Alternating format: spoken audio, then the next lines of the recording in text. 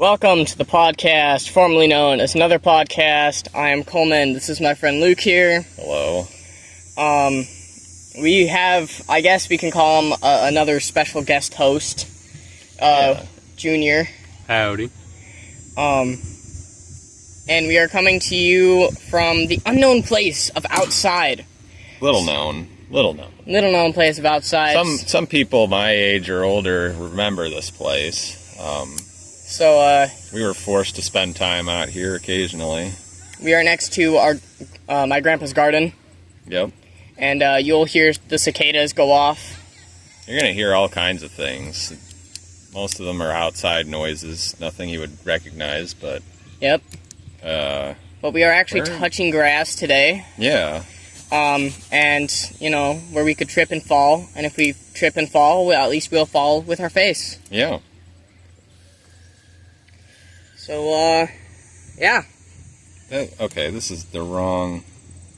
Sorry, I'm looking up notes because I don't remember I forgot the topics. It's so extraordinary to be outside that it makes it hard to remember anything. So I'm not sure if Junior's actually going to talk much in this episode, but he's here. Mainly to sit in. Ah, yes. Do we know why we're outside today? Did we give a reason for that? Nope, we're just outside. Okay. Yeah. So our reason... There are probably reasons. It's just, they're... Yeah, so our reason is to be outside. Sure, we'll call that a reason. Oh, now I can hear a jet.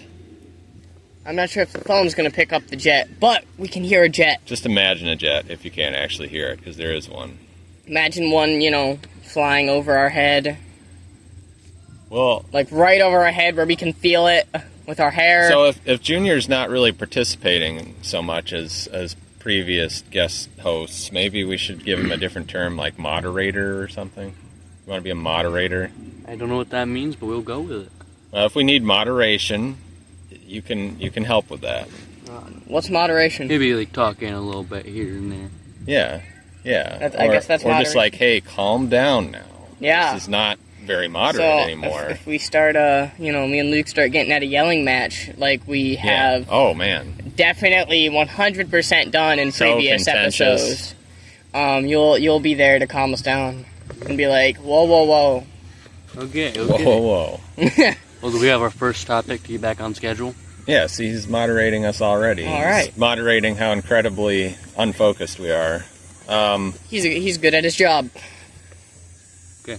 So I thought about this actually probably a few weeks ago. We're just going to throw this one out there. Death Star calibration.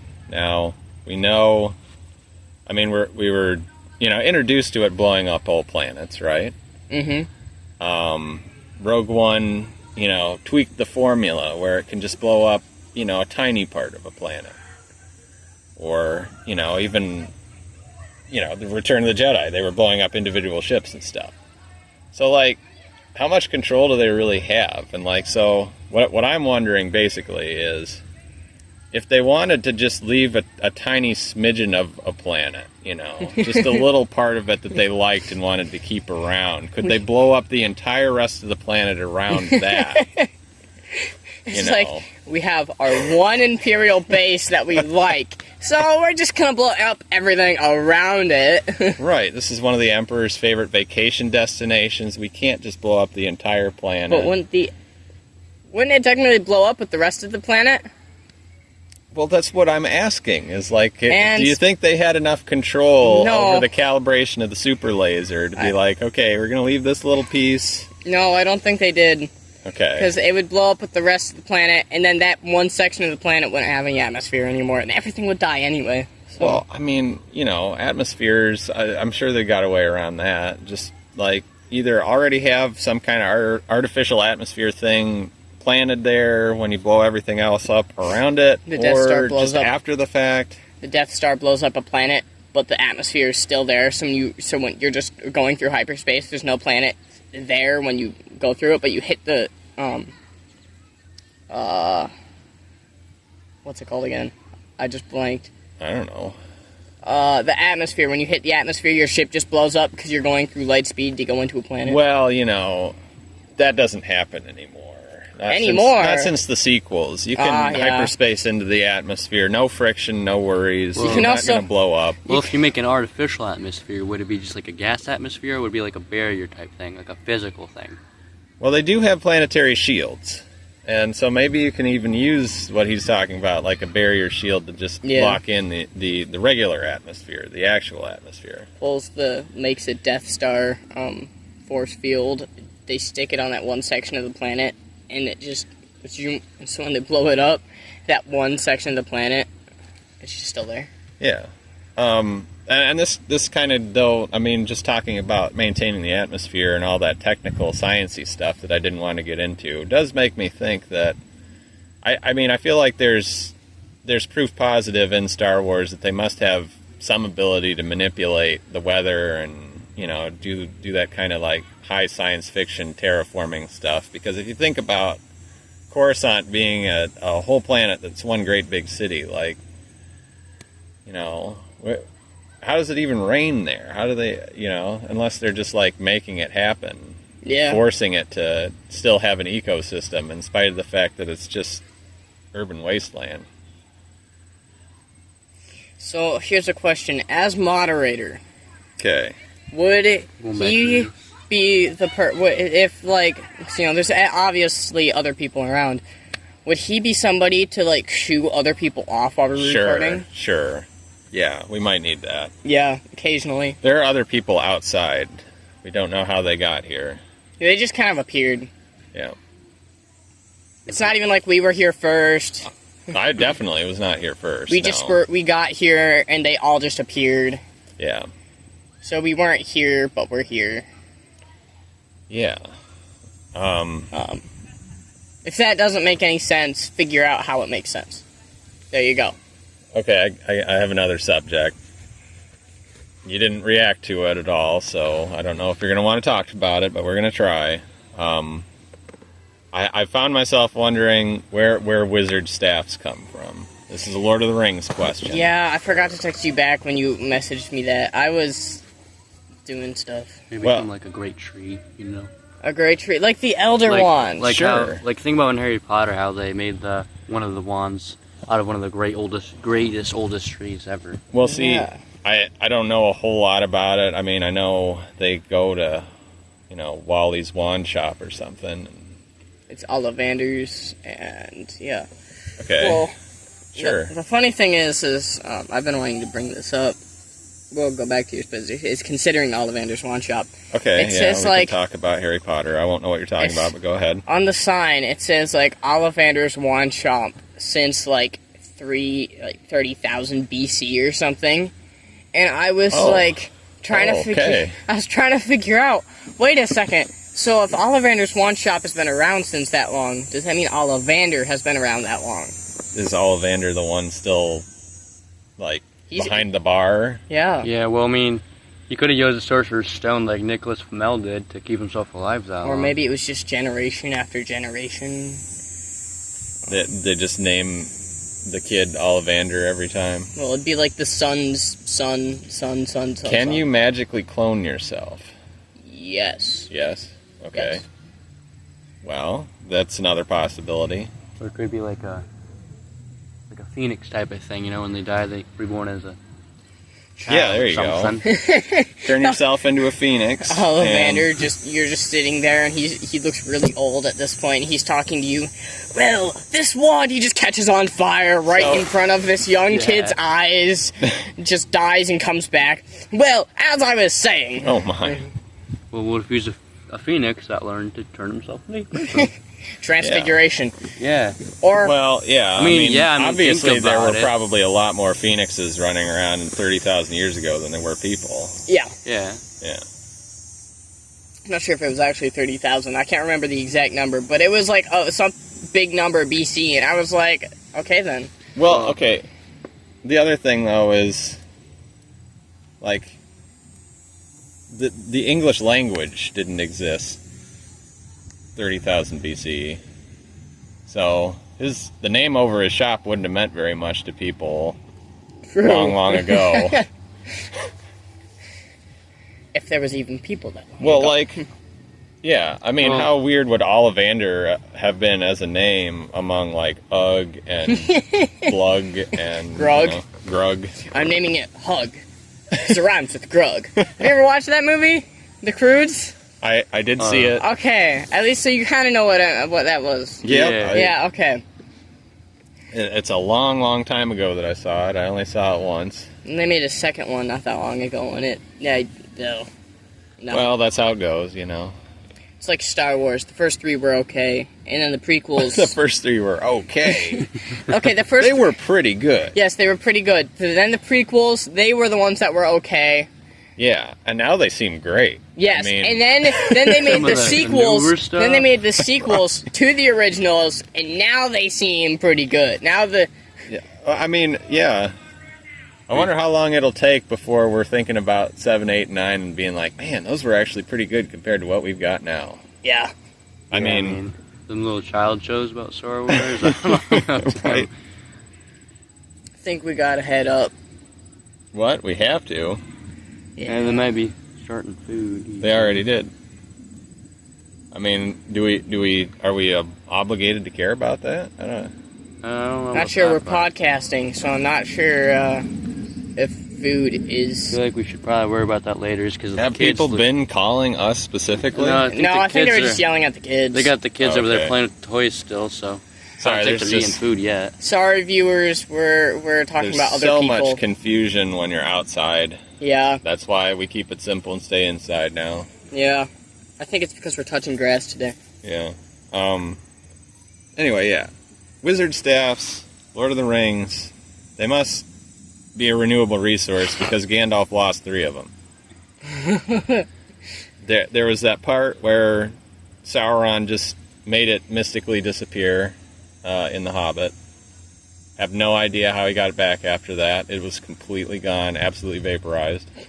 Maybe it's some sort of like summoning magic. Do they have like staff making shops like Ollivanders? I don't know. Well, that's what we're saying is that we don't know. Right. It's like, and so you know, I mean, the thing goes on. He gets his staff back. Well, you know, lo and behold, Saruman takes it. There's no way he went back in after the eagle grabbed him. Like, oh, I'll just take this. And that didn't happen. He got one again, and then I think in Return of the King. If you watch the long version, the Witch King broke or incinerated or otherwise got rid of his staff yet again. So, you know, it's just... I would really like to understand how he kept getting it back. Maybe he did just whittle it off of a tree. I don't know. Does he just, like, snap his fingers and it appears, or... Yeah. Maybe some sort of creation magic type thing. Maybe he whistles for it, like he did with his horse. Yeah. That was such a weird whistle. You know, it doesn't even look like he's whistling. This is Coleman. That's him right there. Coleman? Yeah. Anyway, wherever we were. Okay. We're changing the topic now. Yeah, I mean, we were going nowhere with that, unfortunately. Yeah. Unsure about that one. Just go to the next topic or we're doing. Yeah. What was your other topic? My topic? Yeah, the one that you actually said was, okay, we'll do that. I can't remember. Why are we... We're already distracted. Oh, yeah, no, we're not going to talk about that today. I'd need visual aids that I can't see here in the sunlight because of the outside. One of these days, we got to talk about the official Star Wars Galaxy map because it's super stupid. Well, that'll probably be next week, maybe. Like, I have to give it for instance. It's a wonderful, magnificent for instance. Actually, it's a double for instance. It's because it ties into Tatooine 2 different ways. Tatooine belongs to the Hutts, right? Everybody knows that. I'm pretty sure everybody knows that. I mean, Jabba the Hutt chills out in his palace on Tatooine seemingly all the time. So... one of the things that's ridiculous about the map is you find Hutt space on the map, okay? It's a pretty big part of the galaxy. It's like, whatever, big. And Tatooine's not in there. Tatooine is like super far south of that. How does that even work? And then, so also related to the positioning of Tatooine. Now we will remember that in Episode 1, you know, the Queen's escaping Naboo, and they're like, "Oh no, our hyperdrive is leaking. What are we gonna do? Like, we're gonna have to coast on fumes to some nearby planet, right?" Well, it turns out Tatooine is like 15,000 light years away from Naboo, and there's like dozens of planets in between Naboo and Tatooine that they could have stopped at instead, and many of them are actually part of the Republic. Wow. So, you know, it's just, it seems to call for slight revision. You know, when you can look at it for like all of about 30 seconds and just start to find these things that make absolutely no sense. Yeah. So, I guess we ended up talking about it anyway. I'm sorry. And we'll talk more about it. Yeah, I'll try to find other things next week that are dumb. A little bit more in detail about it. Yeah. So, well, let's do memory games real quick. I have my impossible trivia question. Good. It actually has an answer. What? After you changed the format to something so much more brilliant? Okay, well, this one has an answer. Okay. But I mean, I guess it's it's okay if we just specify ahead of time whether it has an answer. Yeah. And let's do comment of the week first, I guess. Okay, sure. It's not official. It's not actually on there. Right, you'll never find it. Anyway, but it was asking what they should eat for breakfast. What they should eat for breakfast? Yeah. Who? He said, it was, my dad. He was like, I'm gonna put a comment on your episode. Oh, so in other words, the commentator, your father, not that we needed to know that, was like, what should I have for breakfast? Yeah. Okay. So, there you go. You know, lukewarm pizza. No, not even lukewarm. You know, freezing cold, right out of the freezer pizza.